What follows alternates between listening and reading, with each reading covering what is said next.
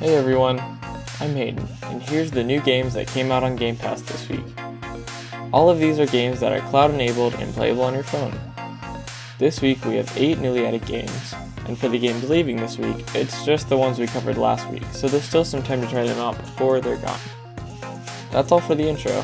Let's get right into week 25 of what's new on Game Pass.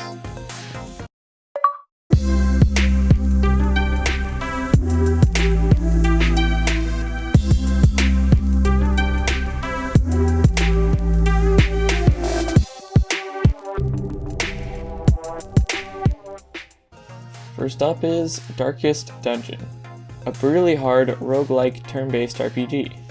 This game takes patience, planning, and the ability to not rage when you get a few unlucky crits.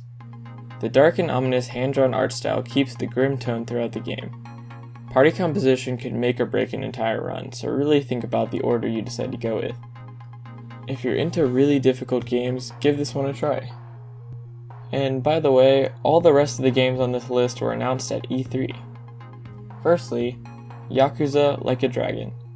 This series is known for its real-time brawler action, but this entry changed that completely, instead becoming turn-based. And because of this, it's one of the most unique turn-based RPGs I've ever seen.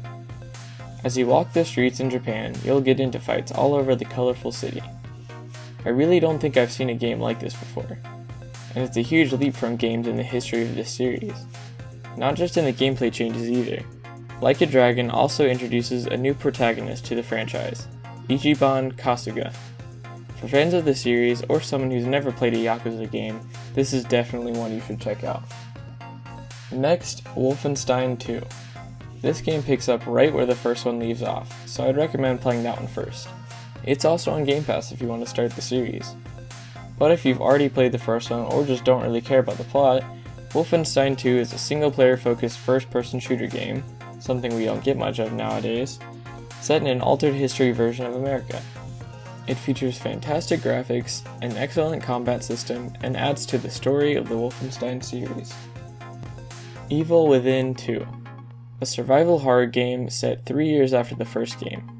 Dive into STEM, a horrifying and deadly world to find and save your daughter. Rely on ingenuity and some tools to survive the world as it changes around you. Use traps and weapons or just sneak past whatever threat blocks your path. Prepare for every situation using the crafting system and ration your heals as much as you can if you want to survive. Fallout 3, one of the most popular games in the series and the first one to be in the first person. Explore the large post-apocalyptic world. Gather supplies, food, weapons, armor, and everything you need to survive.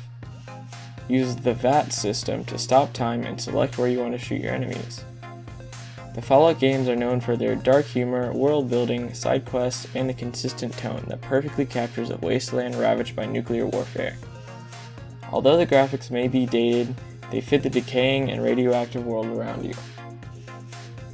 And next is Rage, a first-person shooter that looks like a ton of fun. While the story isn't the most original out there, I think it's enough to push you through to the next area of combat.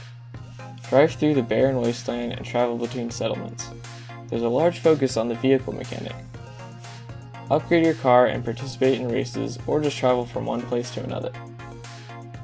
Next up, Doom 2016. Blast through hordes of demons in this critically acclaimed entry to the Doom franchise. Collect a mini trove of weapons to cause even more carnage. Filling the shoes of a major franchise like Doom is hard for any modern developer to live up to, but they really delivered with this one. They managed to keep the classic feel of Doom while adding plenty of those quality of life and modern changes we've grown to expect from first-person shooters. Explore each level to find hidden secrets and collectibles. I definitely recommend trying this one out. Lastly, Dishonored: Death of the Outsider. This game is a standalone expansion released after Dishonored 2. This started out as DLC in development, but changed to a standalone after making big changes to the story and gameplay, namely a different protagonist. It has the classic aspects of a Dishonored game, with some variations and new abilities to set it apart. There's many different playstyles to the Dishonored games. You can stealthily sneak past every enemy or take them down one by one. As a fan of the original Dishonored, this is one I really want to try myself.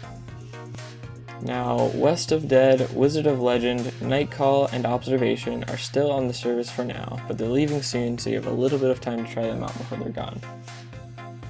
That's all for this week. Let me know what you think about any of these down in the comments. How are you liking Game Pass? What are your favorite games on the service? Would love to hear about some I haven't tried yet.